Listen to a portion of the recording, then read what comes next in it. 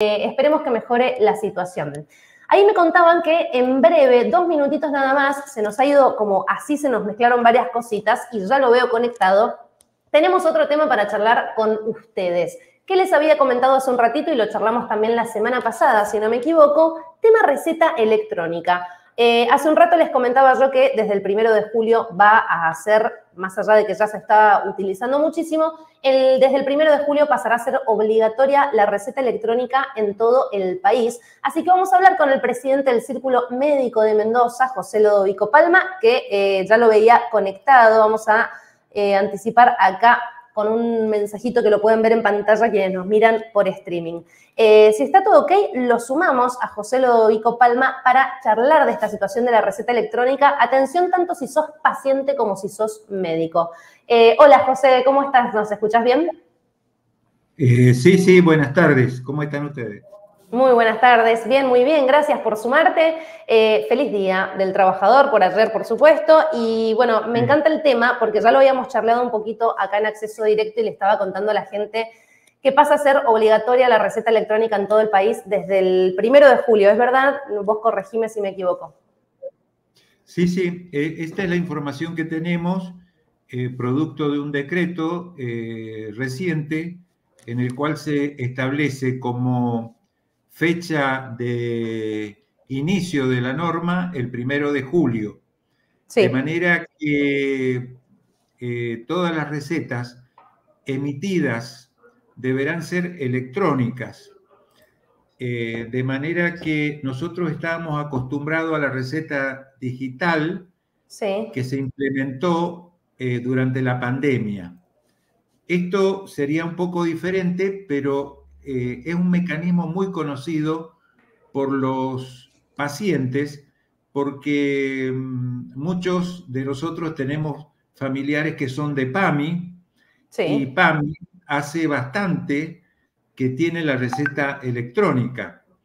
Es decir, que una cosa es lo que nosotros hacíamos en la pandemia, que era hacer la receta y sacarle una foto y mandársela por mail o por WhatsApp o por cualquier otro instrumento de esta naturaleza al paciente, y el paciente mostraba esa foto a la farmacia y se le expedía el remedio.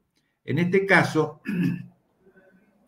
es un poco más complejo, pero no para el paciente, pero sí el sistema es más complejo debido a que debería haber una plataforma, esa plataforma debería estar autorizada por la autoridad pertinente de acuerdo a la jurisdicción, y el médico debería acceder a esa plataforma, que puede ser de una prepaga, de una obra social, de una mutualidad o lo que sea. Entonces, el médico accede a la plataforma con los datos del paciente, le hace la solicitud de medicación o de estudios complementarios y queda estampada una firma electrónica, la cual es legal porque ya el médico ha hecho el trámite para que esa firma sea legal, y inmediatamente de producido esto, en la receta llega a la farmacia, de manera que cuando el paciente va con el número de documento, el número de afiliado, el farmacéutico entra en la misma plataforma, extrae la receta y allí tiene la indicación para dar el medicamento que corresponda de acuerdo a la receta. Claro, esta es la principal diferencia con lo que era la receta digital durante la pandemia, y también sería como una de las primeras partes positivas, ¿no? Un pro que tiene la receta electrónica, ¿no? Porque también le va a ahorrar a un montón de pacientes afiliados a obras sociales a tener que ir al consultorio a buscar una receta, ¿no? O sea, esto ya lo tendría directamente la farmacia. Mire, tiene cosas que son positivas y otras que no son positivas. ¿Cuáles serían esas negativas?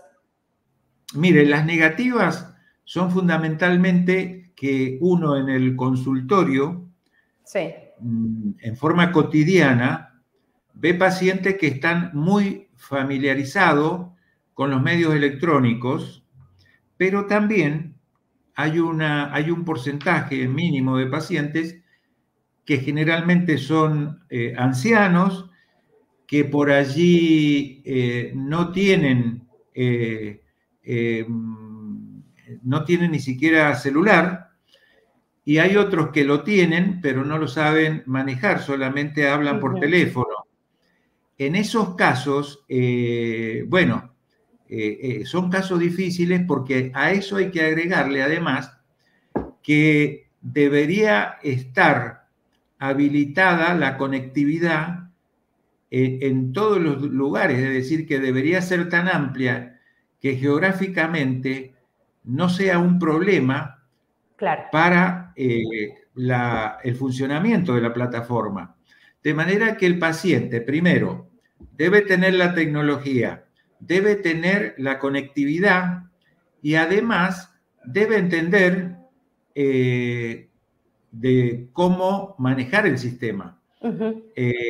Esto que por allí les parece obvio a muchos, en algunos casos, especialmente de pacientes de cierta edad, directamente no tienen acceso a esto. Muchos de estos pacientes que yo les digo no tienen internet en su domicilio. Sí, tal cual. Y tampoco en su celular. De manera que esto es una cuestión que me parece que va a ser de difícil aplicación en estos casos, lo cual obligará a que convivan los dos sistemas desde un principio. Es decir, en los casos también podemos hablar de médicos que son de determinada edad, son médicos que también son ancianos porque tienen 70, 75, 80 años y atienden pacientes. Claro, y tienen la costumbre de la receta de antes, por supuesto.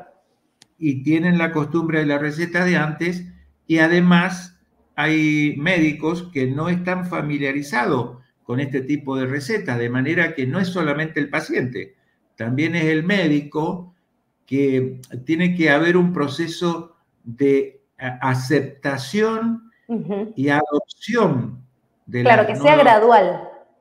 Que sea gradual. Es decir, que deben convivir durante algún tiempo los dos sistemas, porque si no, los servicios no van a estar accesibles para un determinado tipo de paciente. Claro. Es decir, que no tendrían un acceso al medicamento esos pacientes por esos problemas que le he manifestado. Claro, eso es así, se va a permitir que por lo menos al principio convivan los dos sistemas. ¿Eso está establecido de esa manera? Sí, el decreto dice en principio que van a convivir los dos sistemas. Bien. Pero a la vez pone de manifiesto que a partir del 1 de julio van a ser válida la receta electrónica, de manera que se le pone mucho énfasis a eso y hay parece una firme determinación de adoptar este sistema, que por otra parte tiene mejor control, es lo que se llama trazabilidad, es decir, que se puede seguir el proceso mediante el cual esta receta se emite, y además existe estadística que lo va a poder, es decir, una base de datos que lo va a poder manejar la prepaga, la obra social, el gobierno, etcétera, y además el paciente va a tener un control y el médico va a tener un control, porque el médico hace decenas de recetas y no se puede acordar si tal paciente le recetó o no le recetó el medicamento este mes. En cambio, si acude a la plataforma, allí le va a salir el historial de todas las recetas que se emitieron, inclusive las que no emitió el propio médico, sino que las pudo haber emitido otro profesional. Claro.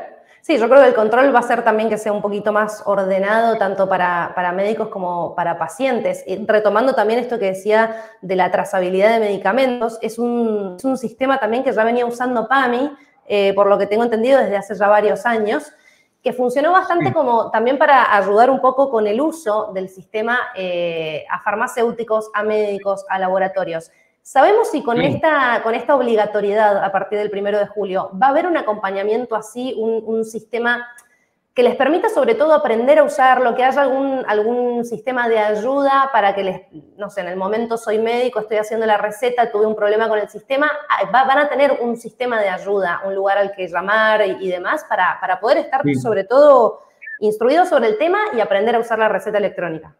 Las plataformas van a tener un tutorial que van a poder ser vistos o leídos por los pacientes y por el médico. Bien. En referencia a lo que dijo recién usted respecto al control de la medicación, fíjese que PAMI tiene un programa de efectos contradictorios entre los medicamentos. Es decir, que ese programa hace que, por ejemplo, un paciente que acude a un especialista, le receta 1 o 2 remedios, va a otro especialista, le receta 1 o 2 remedios, va a otro especialista, le receta 1 o 2 remedios, los médicos no están al tanto de la interacción medicamentosa de esos medicamentos, por lo cual el mismo programa le dice al médico que tal medicamento no se podría usar porque tiene un efecto que se potencia o al revés, disminuye su efecto porque está tomando el paciente otro medicamento. También es bueno este sistema porque le permite al sistema avisarle al médico que un medicamento se está dando más allá del plazo que lo aconseja la medicina. Ah, por importantísimo. Ejemplo, es muy habitual que los pacientes alguna vez recibieron una receta de un medicamento y les vino bien para la sintomatología que tenían, y cuando acuden al médico, a cualquier médico, le piden el medicamento. Entonces le dicen, mire, yo estoy tomando tal medicamento, ¿me puede hacer la receta? El médico le hace la receta, pero no sabe el médico que este paciente lleva quizás 2 años tomando esa medicación y puede ser que esté contraindicado porque hay medicamentos que se dan por 3 meses, por 6 meses, por 1 año, y no se aconseja que sean recetados por más tiempo.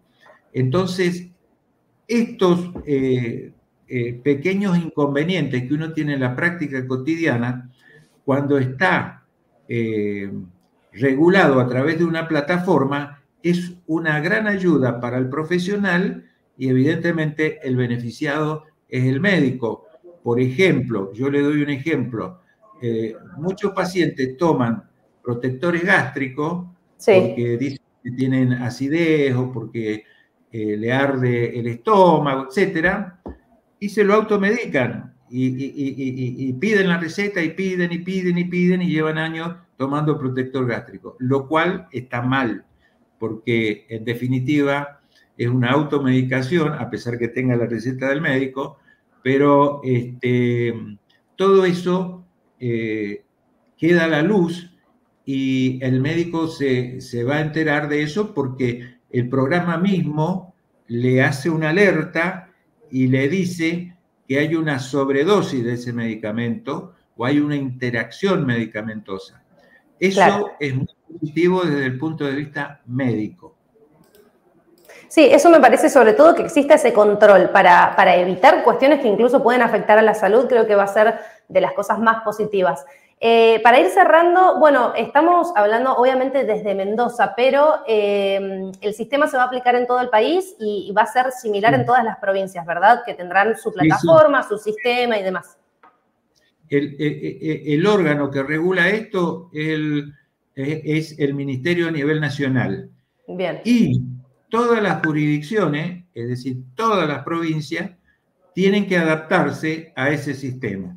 En Mendoza ha sucedido algo así con respecto a las leyes que normatizaban la receta digital y que fueron aceptadas por la provincia previamente, de manera que en este caso yo creo que lo va a hacer, y además todas las instituciones que no dependen del ministerio, como son mutualidades, obras sociales y prepaga, también deberían tener una plataforma para darle el acceso a la medicación a sus afiliados. Claro, tal cual, por supuesto. Bueno, José, lamentablemente tenemos que ir cerrando porque nos queda re poquito, pero me encanta este tema y me encanta sobre todo poder hablar de salud, que es algo muy importante en acceso directo, así que lo esperamos también en otro momento. Más que bienvenido a sumarse al programa y nuevamente muchas gracias. Que tengas buenas tardes. Buenas tardes, que esté muy bien. Adiós, hasta luego. Bueno, gente, ahí escuchábamos a José Lodovico Palma, como les habíamos dicho, presidente del Círculo Médico de Mendoza, hablando sobre el tema receta electrónica y la obligatoriedad para todo el país desde el 1 de julio.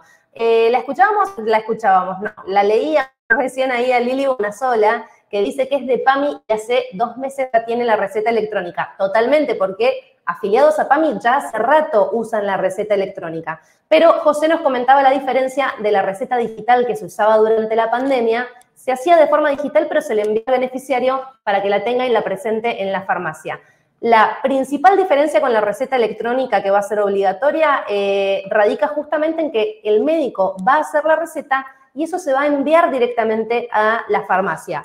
Aspecto positivo porque le evita a un montón de pacientes tener que acercarse al consultorio, muchos temas de movilidad o no, y necesita ir un familiar. Entonces, poder ir directamente a la farmacia es algo bastante positivo. Y segundo, todo lo que nos comentaba recién José sobre el control que va a haber sobre la medicación, qué tipo de medicación, si hay una contraindicación con otro medicamento, por cuánto tiempo se está tomando. Hay que ver ahí también si después te permiten hacer la receta electrónica, es sí o sí todos los meses, o si podés hacer una que dure para 3 meses, porque hay veces que tenemos cuestiones crónicas en las cuales necesitas tener medicación de acá a un tiempo. Supongamos una persona que va a viajar, eso seguramente se lo vamos a poder consultar próximamente nuevamente a José Lodovico Palma, que lo voy a esperar cuando él quiera en el programa, porque hay muchísimo para hablar con respecto no solo a recetas, sino a tantas cosas de la salud de PAMI u otras obras sociales y prepagas, que además van a haber más novedades esta semana, bueno, que ya está por terminar, sobre las prepagas. Así que mucha, pero mucha atención. Gran tema, receta electrónica, pro y los contra que ven los médicos sobre su uso. Gracias, como siempre, a la producción, a José Lodovico Palma de nuevo, y nosotros entramos en la última parte de acceso directo. Así que quédate ahí, que tengo mucho para compartir en escasos minutos. Quédate ahí, no te lo pierdas. Hasta las 17, acceso directo.